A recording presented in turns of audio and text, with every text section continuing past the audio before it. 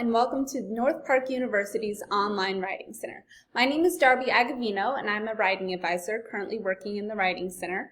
Today we'll be discussing how to fix run-on sentences. You may be watching this individually on professor assignment or as a class. In addition to this video, you can use the Writing Center's Fixing Run-Ons handout that you can find on our website under Handouts and Workshops. It will provide you with additional practice, examples, and ways to fix run-on sentences.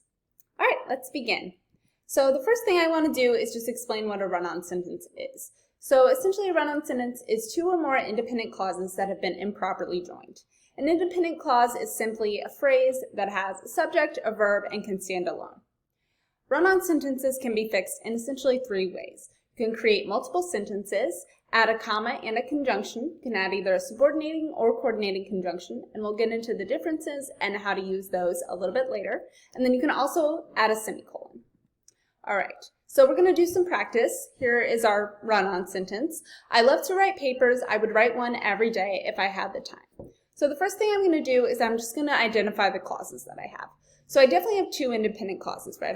I love to write papers, and I would write one every day. If I had time is the dependent clause, but because it comes at the end of this independent clause, we don't have to add any extra punctuation, so I just included it there in that second independent clause. All right, so I'm going to use each of these three ways to quote-unquote fix this run-on sentence. So the first way is the easiest, right? We can just take those and each one and say, okay, you're a sentence now, you're a sentence now, all good.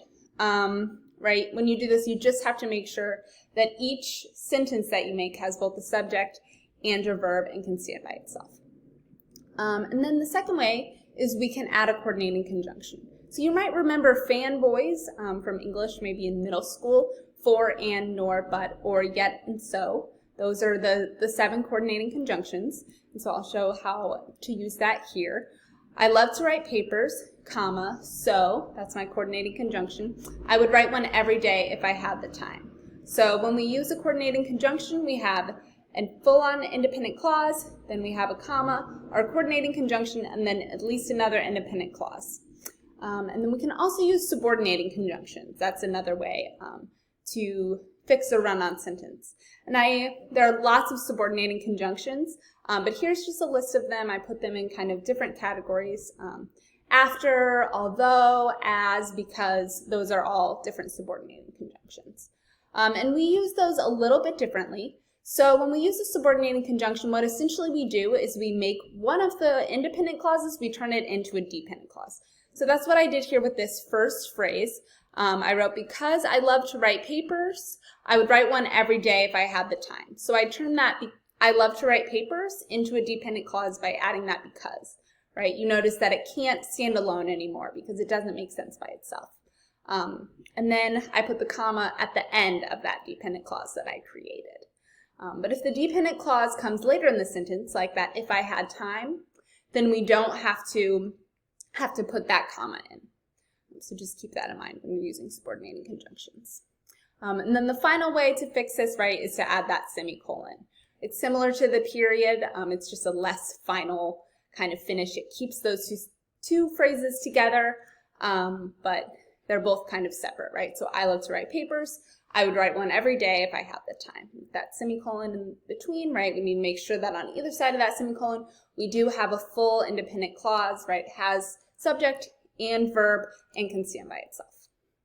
All right, so I want to do a little bit harder one here. So let's look at this one. So here's my example. The results of the study were inconclusive, therefore more research needs to be done on the topic. So I split these up into two separate independent clauses. So first we have the results of the study were inconclusive, and then we have more research needs to be done on the topic.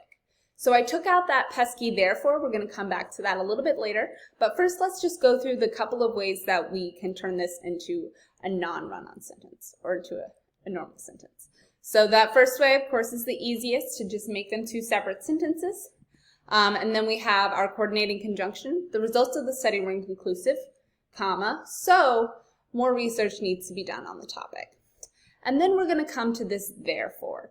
So therefore is what we call a conjunctive adverb.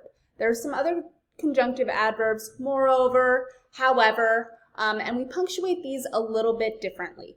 So In this way, right here I have the results of the study were inconclusive, semicolon, therefore, that's our conjunctive adverb, comma, more research needs to be done on the topic. And what conjunctive adverbs do is they just kind of connect two phrases together. So here I have them in between two different independent clauses, and that's when we use that semicolon right before the conjunctive adverb and then the comma right after it.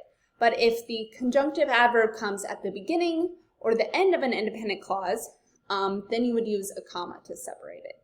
And then if it came in the middle and it wasn't really a hard break, then you may not need any punctuation at all. If you're confused about this, please take a look at the Fixing Run-Ons handout. There's a whole page just on conjunctive adverbs with some practice that you can do. And then our final way to fix this run-on sentence is the results of the study were inconclusive, semicolon, more research needs to be done on the topic. So I hope this video has been helpful. If you need more help, please feel free to visit the Writing Center hours, which are right here, and use that handout that you will again find on our website under handouts and workshops. Thank you so much. Have a great day.